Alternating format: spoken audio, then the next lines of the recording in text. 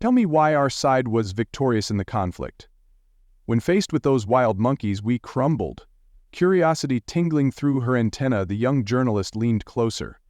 The iconic human cther battle had been told to her, but she had seldom heard personal reports. It was something most veterans preferred to put behind them, although the military strength of the Empire was undoubtedly larger. As he chuckled, the veteran let forth a rough chittering sound. Important human fact. We perfected plasma weaponry and energy shields long before we ever left our gravity well. I thought I knew violence and battle, but you know what they were doing? They were getting more inventive methods to murder each other with pointed metal things. As he sipped on his second lengthy drink, the faint light from the space station bar reflected in his compound eyes. As a protest, the journalist crushed his glass and muttered, "That's so basic." I'll tell you what. Our top military buildings optimized precise geometric designs for combat formations when we first faced human troops. Upon seeing our formations, the adversary chuckled and started tossing pebbles, including tungsten rods that had fallen from orbit in addition to Denny rocks. Have you ever heard of the repercussions of a telephone pole being dropped? An intergalactic rock that they called rods from God, a generator of simple kinetic energy with no complicated energy signatures or radiation, just death overhead, the journalist put in. But certainly our greater numbers, another harsh laugh. Oh, that's the greatest part. Yeah, we were under the same impression. We were outnumbered 10-1. But guess what? Despite being outnumbered, people are masters at fighting. They've turned thermopolymerization into a competitive sport, all the while we were coming up with battle strategies based on reason. And their civilian population had invested more mental energy into designing tactical war scenarios than our military planners had by the time we confronted them. They were creating video games that imitated battle in ever more detailed ways. What they've been doing in practice is obviously battle. However, according to the journalist, war games, paintball, laser tag, and capture the flag turned conflict into a fun activity that every youngster plays. The cleverness of their enemies was the most horrifying part, as his voice faded to a whisper. With our well-thought-out formations, ideal weapon combinations, and risk assessments, we were certain that we had mastered the art of combat. When we're on the brink of war, however, our thoughts tend to drift to the worst-case scenario. The conflict between Imus and Tori is a prime example. We managed to surround their fleet, thanks to our numerical advantage, strategic placement, and firepower. Yet did you notice what they did? Deliberately detonating their antimatter reactor containment fields caused a tremendous electromagnetic wave that damaged both their and our equipment. They sent boarding teams using crude chemical rockets because we were both in space. A shiver ran down his spine as he pondered the possibility that someone had ever been aboard a galactic cruiser, immersed in state-of-the-art technology, and saw mechanical pressure suits use thermal lances to sever the ship's hull, rather than plasma cutters or energy beams. Parachutes failed and soldiers died horrifically. An ancient military song, I believe it was "Blood Upon the Risers," sung in the background while the metals scorched. The journalist's anxious jaw-clenching was probably just a result of their lack of equipment. We were all mistaken in thinking their primitive technology constituted a vulnerability, yet technology does not seem that way to people. Whatever technical means are necessary to achieve their objectives will be used, whether it be plasma guns, ballistic weaponry, quantum computers, mechanical analog systems, or anything else that proves effective. I had to seek for explanation the first time I heard the statement, "There's more than one way to skin a cat." But it turns out it's an idiom about issue resolution. It's one example of their language. Think about it for a while. We faced that sort of creature head-on, but our ships, weaponry, and ideas were much better. In contrast, human ships weren't exactly elegant, since they were enormous metal monsters with motors attached to them. But instead, these monstrosities were savage, over-engineered beasts that could fight back from any assault. Worse still, instead of using adequate energy shielding, they instead piled on layers on their tiny spacecraft. Continuing to talk about the guns, he poured himself another drink. Humans brought every conceivable weapon to the combat, including chemical, biological, projectile, and kinetic death vehicles, as well as information warfare, psychological operations, and more. Even if our energy weapons were superior, it wasn't enough for them to just crush our military might. They also sought to sap our resolve. They researched our history and they used our knowledge of social and psychological systems to propagate false information, sowing seeds of doubt, fear, and uncertainty. Some of our soldiers surrendered at the end of the conflict after hearing rumors that humans could sense their fear and would punish them harshly if they didn't fight. The issue with humans in battle is that they will employ whatever that works, regardless of how useless it is. The journalist's antenna twitched rapidly because of this. He finished his drink. But are you interested in the true cause of our defeat? Why? Because fighting is fun for people. Neither the murders nor the deaths themselves are horrible, although some do happen. Strategy and tactics are at the heart of this struggle. War is seen by humans as a game or a puzzle, and we excel at solving problems. He signaled to the bartender to bring out more drinks. And, once we've lost, you know what they did? They said that inviting our military brass to a paintball match would improve ties after the conflict. We were the top-ranking survivors of our military, and here we were, being fired at by people who seemed to be smiling and treating the situation like a joke. It was unsettling, to put it mildly. But think about it. While the military was busy destroying our ships and vehicles, their civilian populace was busy playing at constructing miniature reproductions. His gaze mirrored the stars that could be seen from the station's viewport as he reclined. Okay, so you're curious about the war's outcome. The reason being that we engaged in combat with troops while they engaged with warriors. We used scientific methods, whereas others relied on artistic expression. We battled because it was necessary, but they fought because it was in their nature to do so. Think about, analyze, and appreciate conflict. It's the center of their civilization. They have spent their whole existence waiting for the right moment to reveal themselves to an alien enemy. The journalist eventually broke the awkward quiet by asking when they would show signs of civility, with a hint of sinister enjoyment. The veteran chittered. One advantage and one disadvantage is that they are already highly civilized. Ballet dancers, who also practice martial arts, scientists who play war games, and so on, are all examples of how they have preserved their warrior spirit while building a sophisticated society. He enjoys hunting as a hobby in his own time. The concept that one may be both civilized and dangerous is intrinsic to his whole society. He indicated a bunch of people across the bar who were engaging in some light-hearted arm wrestling as part of a friendly competition. All species that have ever battled have done so in response to threats to their planets, people, and way of life, he told them. Everybody else has either passed away or stopped trying. Why? Simply said, people take violence to a whole other level, turning it into something beautiful, like a symphony, a dance, or even simply a type of sport. When compared to these deities of battle, we common humans have poor math skills. With a gentle click of his teeth, he sipped his drink and stood up. Keep in mind that we have evolved beyond the point of violence the next time someone claims that people are savage.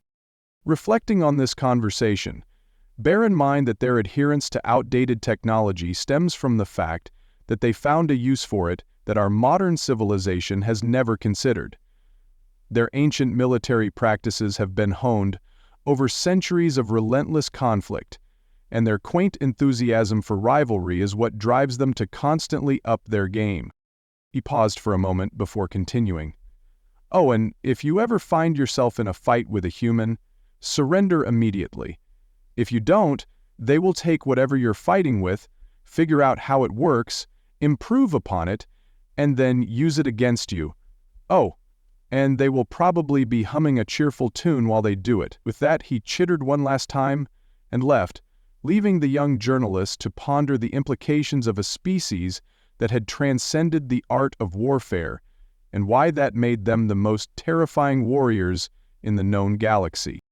Those remaining in the bar began to sing a carol about the grand old Duke of York and his legion of 10,000 troops. Some questions were best left unsolved.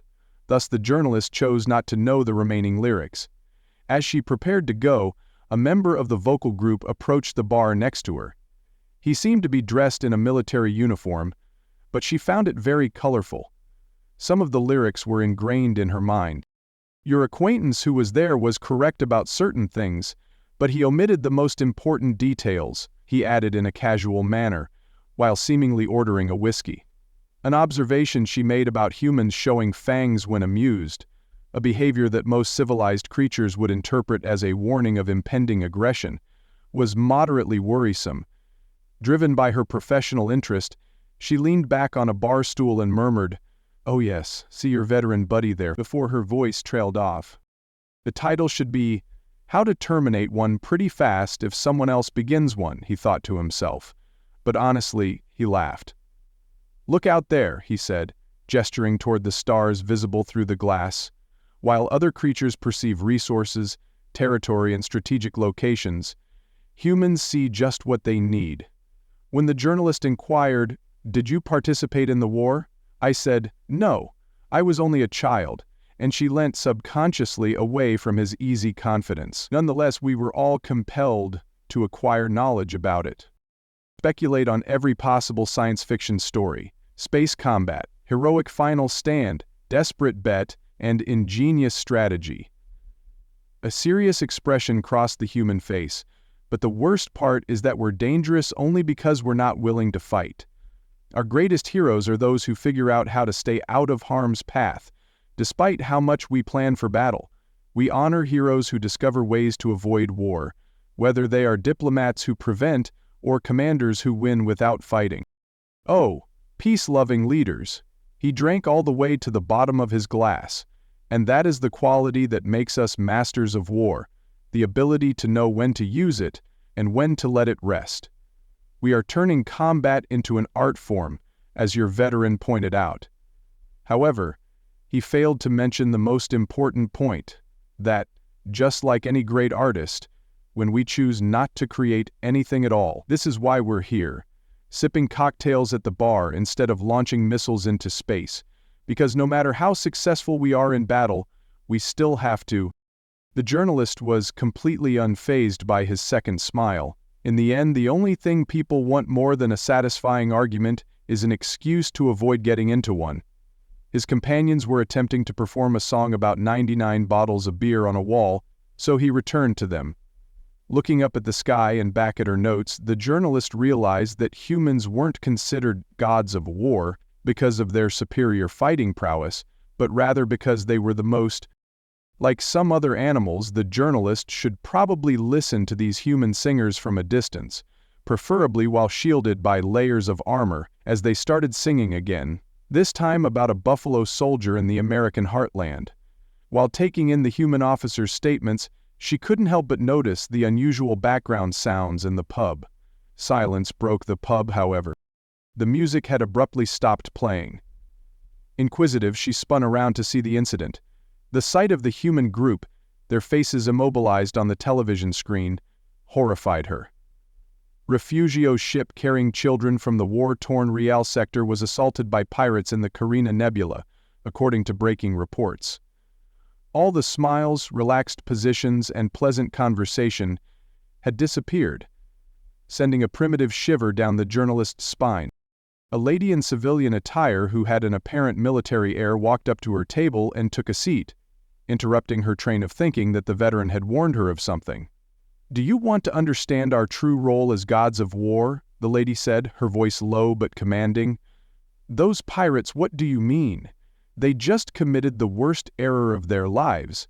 They disregarded one of humanity's most basic laws, that there are regulations for fighting." The woman's laughing faded as she went on. "Codes of conduct, rules of engagement, laws of war, Geneva Conventions, and many other regulations have been crafted by humans." It sounded like ice shattering, unlike anything the journalist had ever heard before.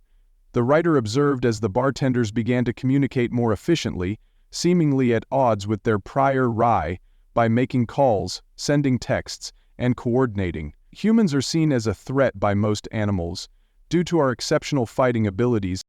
With a grin, the lady said, "But that's not all." The journalist finally grasped the reason why some creatures saw human smiles as a danger. The officer was familiar with our background, training, and capabilities, and the veteran you talked with had seen us in action during a conventional war. But you didn't see in one of them what occurs when people become truly furious. As this was happening, news came in that several Navy warships were moving about on the screen. The Kina Nebula is about to be visited by ships from all the main powers in the area. The lady went on to say that when people go to battle, they carry more than just guns. They also bring friends, comrades, and partners, which caught journalist Centeni off guard. A long time ago, we discovered that the most powerful warrior doesn't have the most weapons, but rather the most willing allies.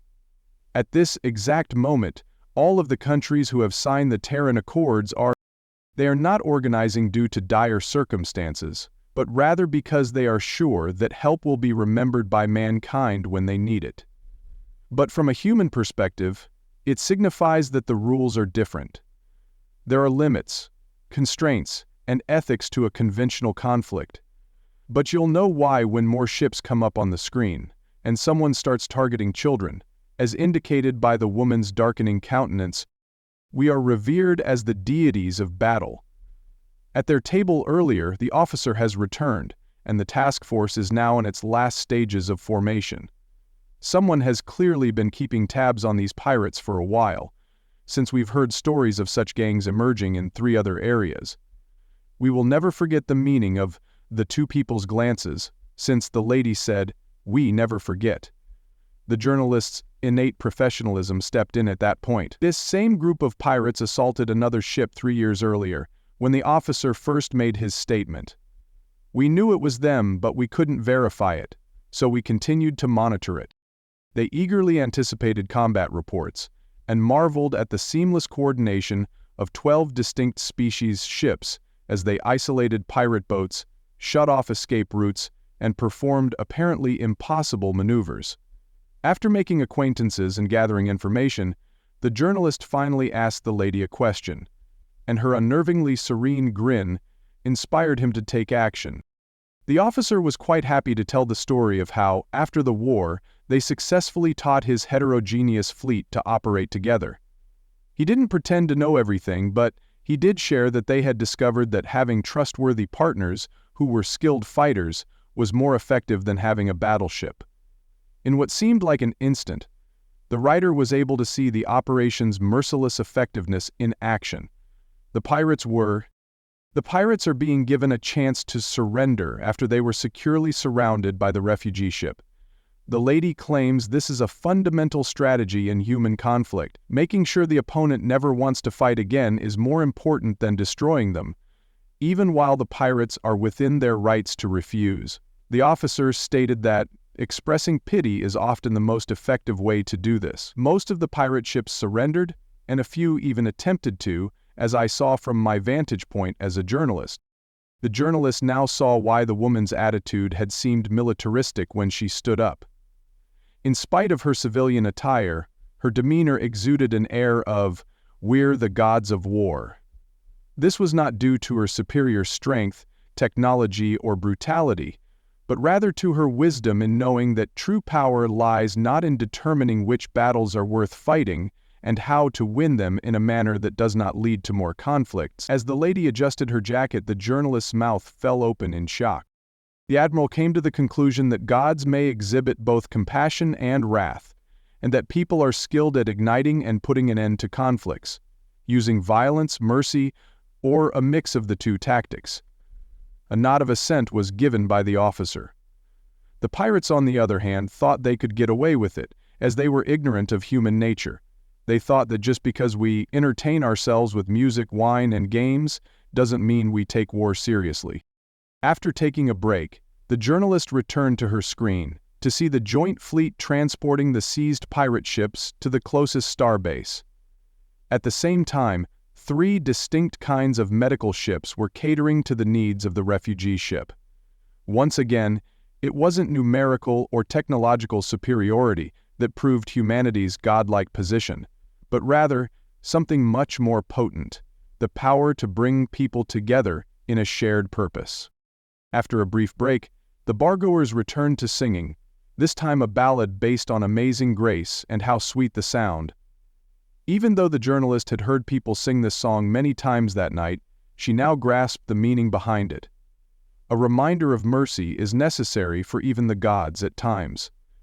Due to the pirate incident, a big crowd had gathered in the station's bar, where they were currently engaged in a confrontation with fury and restraint. The reporter watched as a group of younger extraterrestrial pupils, themselves distinguished by their marks, huddled around an old man dressed in what seemed to be a ceremonial robe. In contrast to the uniforms of the current military, the man's displayed weathered insignia and aged medals, evoking the historical importance of long-ago battles. "Ah, you're thinking about how we remember our wars." The old man's demeanor altered as he responded to a student's question on the enormous memorial. The journalist felt herself drawing near the datapad.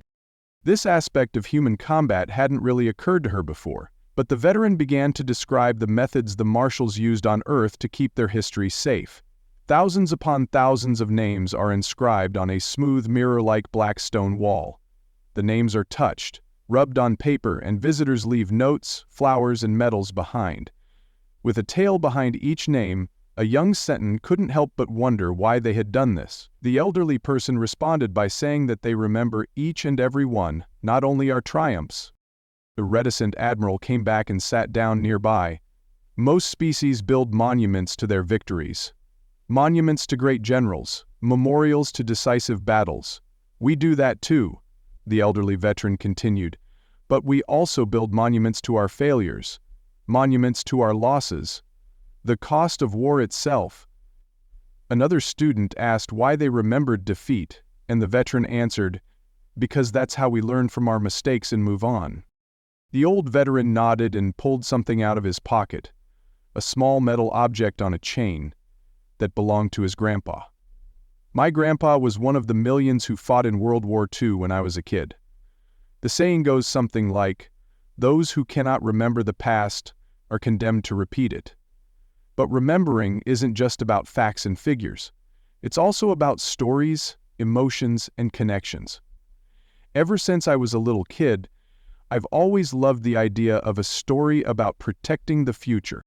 When a student asked whether this would deter warriors, the admiral chuckled softly and said, "Actually, it has the reverse effect. When we go to war, we don't simply bring weapons. We also carry stories, lessons learned from blood and fire, and the weight of those who came before us." In other words, every human warrior carries the weight of the past, not just their own victories.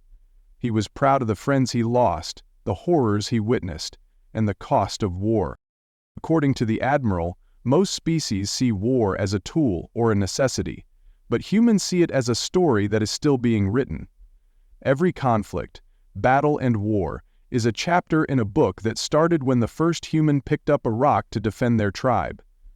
These experiences teach us about sacrifice, loss, and pain, which makes us better warriors. The journalist's antenna twitched with interest as she wondered why humans approach warfare differently. "I'm still adding chapters to it as I go along. I'm still learning, and I remember one of my students pointing to the news feed and how it was showing updates from the pirate incident. I wonder if everyone reacted so quickly because of the memories." The admiral was correct. When we saw the assault on the refugee ship, it was not just a current event. It was every time someone attempted to exploit the weak and get away with it. "We don't fight because we love war, but because we remember what happens when good people do nothing," the veteran whispered. The admiral went on to say that we also remember every time different species banded together for a common cause, every time mercy was shown when vengeance would have been easier, and every time someone stood up to protect the innocent. The veteran held up his grandfather's dog tags to symbolize this point.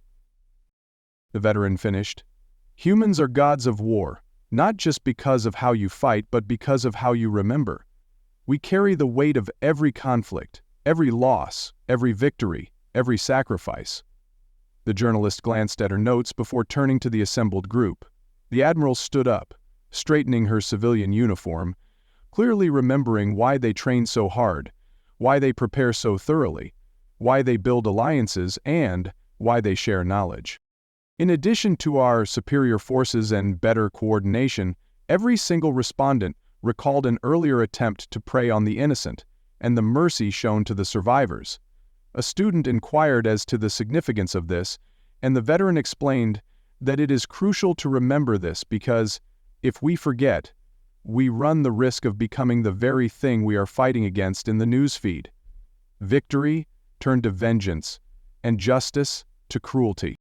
Depicted the last pirate ship being guided to the starbase, the refugee ship safely docked, and the multi-species medical team tending to the passengers.